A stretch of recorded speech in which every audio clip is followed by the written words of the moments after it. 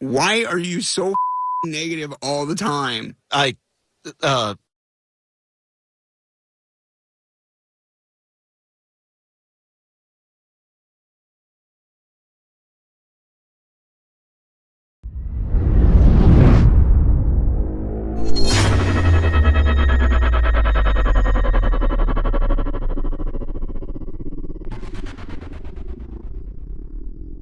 We live in the best era of the Transformers live-action franchise. No more Michael Bay, the new storytelling universe is here, and it all started with the 2018's Bumblebee spin-off. It's a soft reboot. They took what worked in the Bayverse and threw away what didn't. The results? The most well-received Transformers movie to date, both by critics and fans. The future is bright for the Transformers live-action franchise. The path is clear, nothing bad can happen. They just have to follow what Travis Knight started. Finally, everything is going to be right. Or not.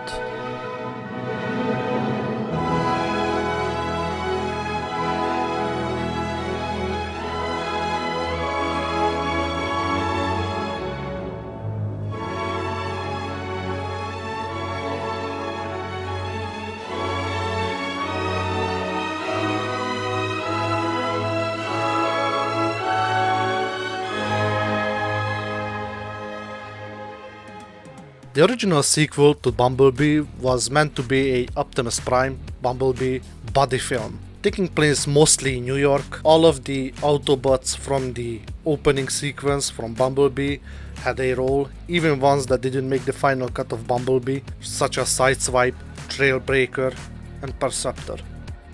Meanwhile, they started working on another spin-off, a Beast Wars spin-off, written by James Vanderbilt. But who's going to direct the Bumblebee sequel? Of course, Travis Knight is the most logical answer. So it's Steven Caple Jr. Steven never worked on any movies before that used visual effects, or not at this scale. He doesn't have any experience with animations, unlike Travis Knight. The cherry on top, he didn't even want to direct the Bumblebee sequel.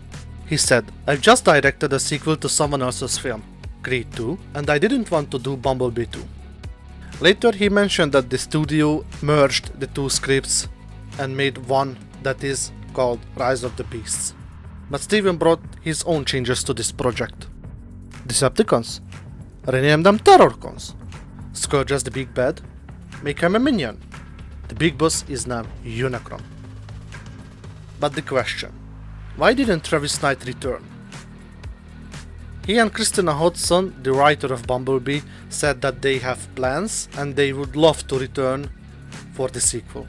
They have an idea where to take this story. Many says that Travis Knight said that he would return to Laika instead of doing another Transformers movie. This is true to an extent. The question he got was, what is he going to do after Bumblebee? He said he will return to Laika to finish his latest stop-motion movie, The Missing Link, which came out 1 year after Bumblebee in 2019. After that, he was free. Later, I have learned from inside sources that Paramount didn't even try to contact Travis Knight. Not once. But why am I talking about this? Well, if you read the title, you'll understand. The new Transformers storytelling universe doesn't make sense. It's like they don't even have a plan where to take the story, and from where. We got Bumblebee in 2018, which became my favorite film of the bunch. I was excited for the sequels. Then came Rise of the Beasts, and I can see the issue. They do the same mistakes that Michael Bay did. Don't get me wrong, the film is not bad. It's far from a bad film. But it's a terrible sequel. They barely mention any connection to the Bumblebee movie. Even Charlie originally meant to appear in the film. Then as they progressed with the film, her role got smaller and smaller, when at the end she was meant to be only mentioned. Oh, no, wait, they cut that as well, unless you watch the Spanish version. It's like they want to distance themselves from Bumblebee, which basically saved the franchise and Paramount Pictures after The Last Night. What are the mistakes that they did again? Designs. 2018's Bumblebee perfectly showcased that how a modernized G1 design can work in the live-action franchise. They are simple yet detailed, easy to understand and easy to follow in action. So in the sequels, of course they are going to use that. Wait. Oh yeah. They didn't. Every movie has a design philosophy. Even the Michael Bay films had one. The new design philosophy is using clear and simple designs. Big panels, making them simple. Rise of the Beast mostly ignored this. We have characters that look fine and even good. But then we have... It's like they didn't even know what they want. For example, Mirage is a bunch of Porsche parts puked all around a robot body. He has a lot of fake parts. And the new animation studio they hired, called MPC, just made things worse. I spoke with a lot of artists and employees from there, and I've heard a lot of bad. Of course, I won't share much details to respect their privacy. I know I'm not a big and a well-known artist, but I work with designs as well, and they are making amateur mistakes. But let's hear from someone who is a well-known 3D artist who can easily destroy NPC if he wanted to. Let's hear from Rajarajan Manoharan. Speaking of Transformers Rise of the Beast, I think that quote-unquote CGI issue isn't necessarily a VFX or CGI problem inherently. I think that it was a filmmaking problem where the decisions for certain sort of production choices and all that stuff, I think didn't really help lend or didn't give a helping hand to the CGI in the movie. And there are many instances of that, and I'll talk about some of them, which is like, I think camera work, lighting, and all that stuff. So the major thing is that, like, camera work, right? When you look at the first 3 Transformers movies, the camera is always grounded and shot from a lower angle. I know that's a filmmaking choice, right? But it's a good one, objectively, because it helps to frame these robots that are like 30 feet, tall, from the perspective of a human, which is, whether you like it or not, that's the perspective these movies are told from.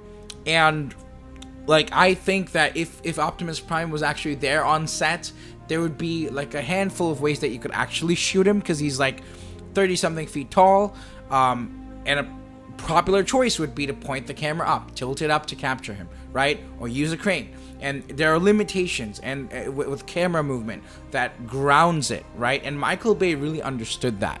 When you see his robots filmed in the first 3 movies, the camera work is grounded. It feels like they actually shot those robots as if they were actually there on set. And it makes things believable, right? Whereas in Rise of the Beast, you have, and especially towards like the fight sequences in Rise of the Beast, the camera is just sort of doing its own thing. It's like doing this impossible move. And I get why, because like, that fight sequence is completely 3D generated. Like, that is a CGI environment, and everything there was like 100% CGI in some of these shots, especially towards the end. So it's very easy to fall for that trap of like, hey, make the camera do this because it looks cool. It's a stylistic choice, albeit one that we're not really expecting in a live-action Transformers movie that we've been watching for like, over a decade now, and we're used to that grounded realism. So all of a sudden, this feels jarring when it's like, quote-unquote stylistic. So I feel like the camera movement and just not it being grounded did not help sell the CGI itself. And also, to add to that, I think the blocking and like just framing, with camera, because there's, I think, a couple more issues with, you know, the choice of cinematography here. Two things. When Michael Bay shot Transformers in his movies, like, he made sure to put a lot of live action stuff in the mix along with the CGI. When you look at an average CGI shot from Michael Bay's movies, like, the only CG that's there sometimes is just the robot, you know? Everything else is done in camera. So your brain kind of wants this stuff to work, and when, like, you see so much of reality and then there's like a CGI robot there that's composited in quite well, you're like, yeah, maybe that's real. That's, your brain thinks that it's real. It believes it because so much of, you know, reality is there in the frame, which means, like, he would put real soldiers in the foreground obstructing the robots, and some people complain, oh, well, there's no clean shot of the robot. Like, I don't think, maybe it wouldn't have looked good. Maybe even with ILM's incredible CG and VFX work, and, like, maybe even with ILM's incredible CG work and, like, VFX work, something might have looked off. If it was just, like, you know, blackout in a military base with nothing in front and just him there. Like, sure, it's a cleaner shot, but, like, does it look more realistic or believable?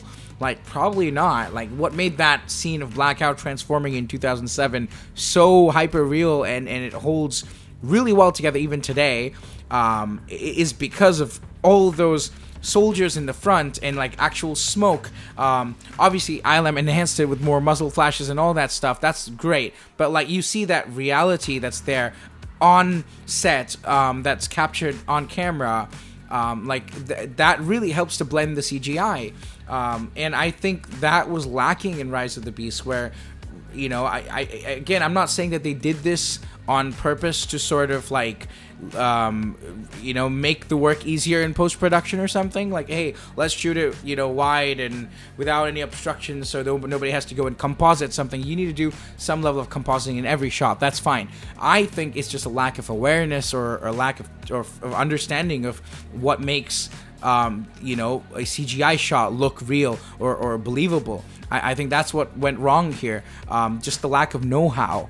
And adding to that, I really did not, you know, I don't know how many people picked up on it, but I did not enjoy the digital zooms they did in this movie, where they would just shoot a shot completely wide and they would digitally zoom into that frame. So you're cropping into the frame as opposed to dollying in, which is, in my opinion, and this is not just a Rise of the Beast issue, this happens a lot of movies, I you know, especially in blockbusters. I think it was Avatar that started this sort of thing where, like, they would just sort of zoom in, and I don't like zooms personally, and I think that, you know, they sort of immediately give you the sense of something being digital, because where in real life do you zoom? Like, your eyes don't zoom. We dolly in, you know, in real life we dolly towards the subject. So I think using just dollies instead of zooms would have just helped to make the shot, like, at least not distract you and make you think of it as digital. But because when you add a zoom, immediately I'm thinking post-processing, editing, digital. You know, it's just not a very natural look, so to speak. So yeah, I think camera movement had a big part of like why the CGI just didn't gel, or sort of like come together in the end. Another thing that I think, again, this is a directorial thing, lighting. I think that when you have CGI robots that are like all metal and supposed to be shiny, you know, refractive, and just supposed to sort of like, you're supposed to show off the rendering technology, I think you could have gone for a lot more dynamic of a lighting, you know, where instead what we got in Rise of the Beast was like flat, you know, cloudy skies, especially towards the end. It just makes for like a muted look. It washes out everything, and you have these metallic robots that are gigantic and would get some really cool reflections and stuff off of them. You didn't really have anything that dynamic. if you look at the Michael Bay movies, they always shot in like either bright sunlight or sunset, or if it was at night, they had a nice contrasting light source. And even like I want to call comparison to Rise of the Beast. There's a moment indoors in a warehouse or an abandoned warehouse or something where we first meet the Autobots, and Mirage gets Noah, and like that was just lit completely warm, and it was just a very ugly looking lighting, in my opinion. Whereas if you look at the indoor shots in Age of Extinction, where Prime's in the garage, or in Dark of the Moon when they're in that sort of, I don't know what that building is called in Chicago, but they're in this sort of abandoned sort of like church-looking building, and there's like what we call God rays, right, coming in through the windows, and as a result of that, you've got like this directional light that is, again, it's not like lighting them all up evenly. When the robots pass through a light, you've got the light hitting them at certain parts of their, body and armor, and the rest of it is shrouded in darkness, and it just gives this nice contrast to it, and it really makes things look believable and just realistic, because it shows off the incredible rendering technology that we have today. And like, because like computers are able to render metal really well, and they have been for a long time now. It's the organic stuff that's difficult to do, guys. Okay, is the metal stuff is we've done it. It's great. We can do it. So it's not a question of is the CGI. Is it the CGI artist's fault or the VFX company's fault? No, it's a directorial thing. It's a choice of art direction, right? It's a choice. It's a directorial choice. That's what I'm saying. And you could have gone for a more dynamic lighting or light setting.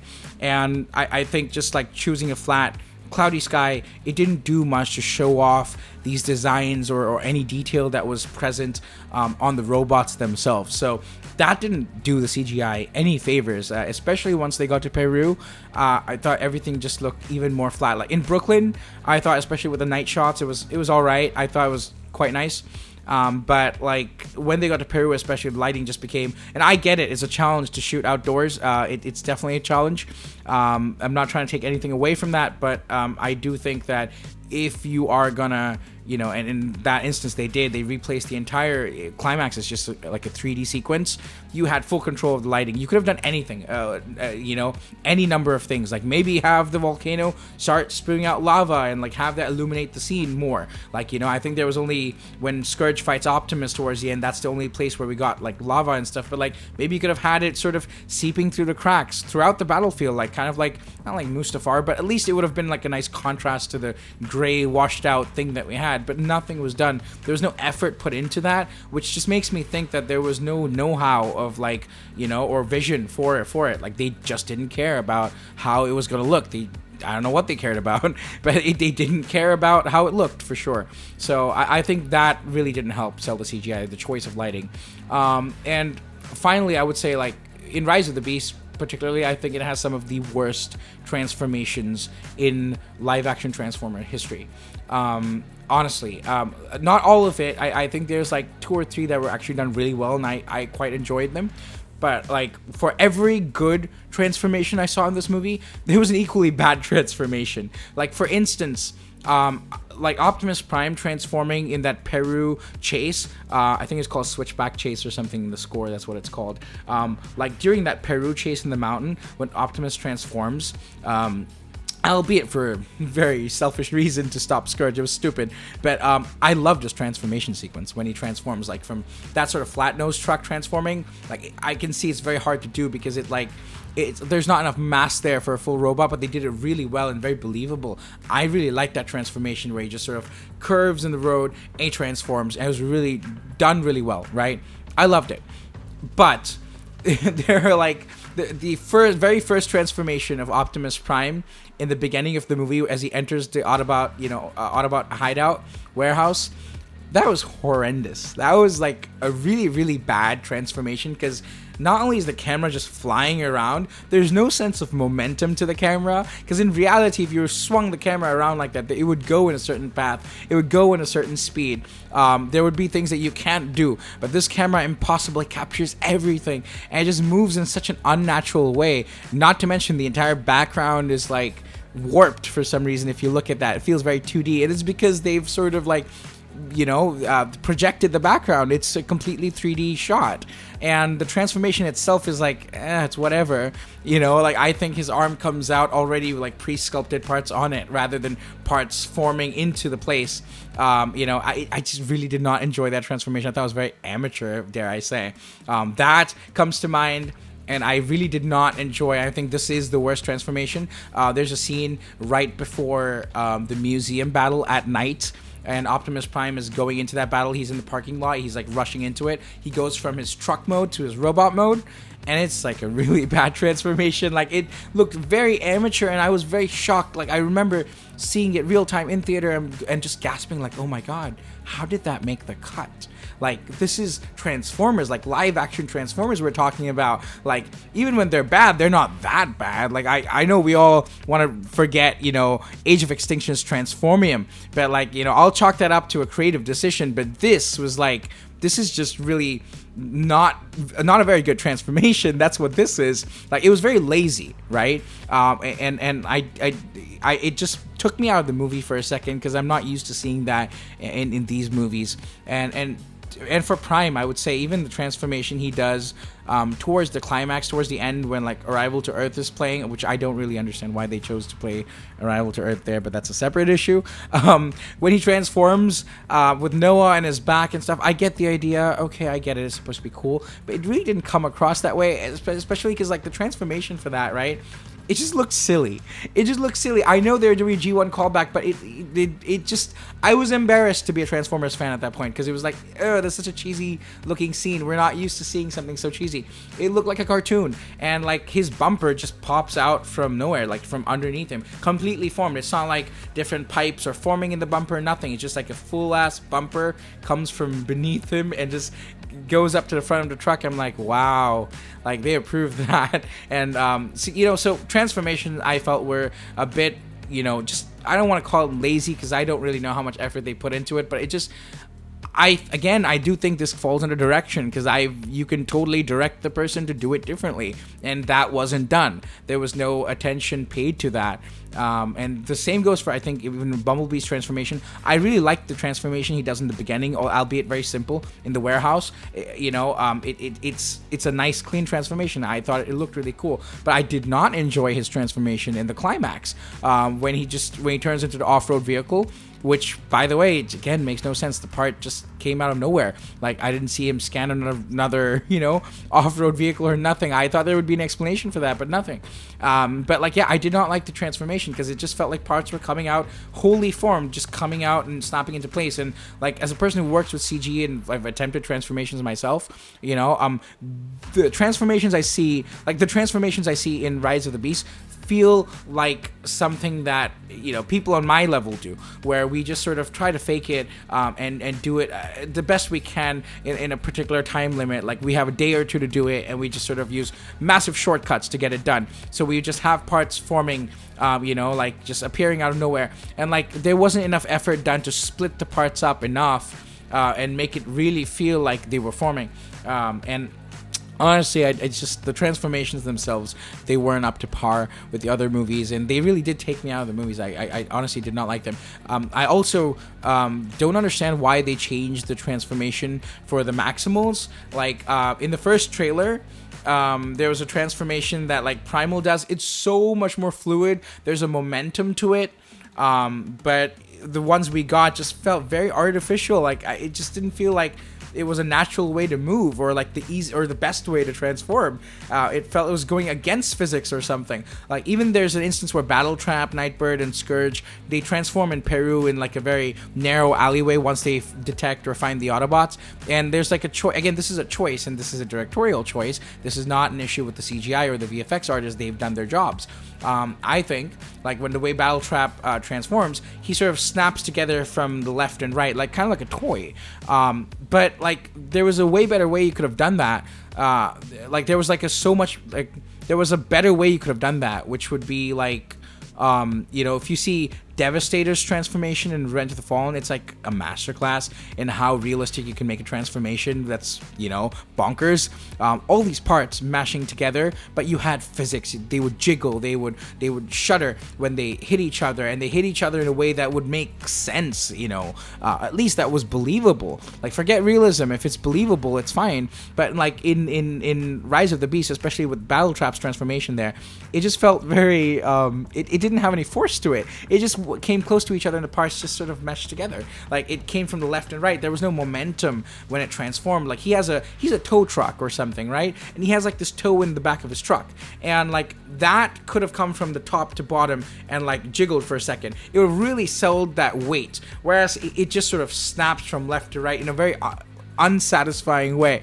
And this seems like nitpicking, but it actually goes a long way to sort of sell these things like on a subconscious level. You're just like, oh, it's realistic, because that's honestly how these things would probably form if they were in reality. And again, I don't think a lot of thought was put into that, and if it was, I just think it was the wrong choices that were made, because we clearly have 10 years worth of movies where they kind of show us how it looks when you do it any other way, and it looks pretty damn awesome. So my problems with Rise of the Beast, with the CG, if you can say, or the VFX, mostly was directorial issues, I feel. Of course, I do think there are a couple shots where the compositing is a little bit, questionable. I think some shots of Optimus Prime in the beginning as well. I'm not sure which company worked on those shots. I don't want to get it wrong, but like, I do think the compositing was a little bit off there. However, I still think all of them could have been saved if they had thought about it in advance and done something from the filmmaking side to just help mold or like sort of to help glue the shots better together. And I think that just wasn't done, and I think that's a big reason why Rise of the Beast looks the way it looks.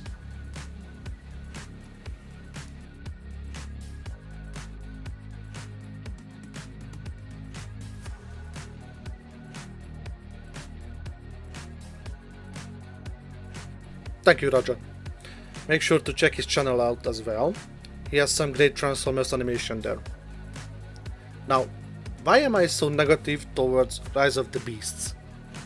Maybe the movie that comes after Rise of the Beasts is going to be better. And there's the problem. The new movie called Transformers 1 is a prequel to the new storytelling universe, starting with Bumblebee. And from what we heard so far, they are doing the same mistakes as well. The designs are drastically different. Okay, we can blame that this is a prequel and their designs are not there yet and they are just young. But we have voice actors that doesn't make sense. The most notable is Bumblebee's new voice, who is Keegan-Michael Key. This is not a problem, he is a great actor and voice actor. But the issue comes that Bumblebee meant to be very young. And this actor has a deeper and older sounding voice than what we had in the Bumblebee movie, where Bumblebee was voiced by Dylan O'Brien. So his voice got younger after a few millions of years, I guess. What I'm trying to say is that it's clear that Paramount doesn't have a concrete plan for the Transformers franchise, which is sad because they had a clear path to success. I just hope that they are going to focus more on these issues, fix them in the upcoming films. I hope I didn't sound too negative. I know I kinda did. I always say, stay true to yourself and don't be afraid to tell the truth and your opinions. That's what I did. I am a true Transformers fan from the top of my head to my toes, and I will always say my honest opinion, no matter what. I hope you guys enjoyed this video, and with that, stay safe and talk to you later. Bye.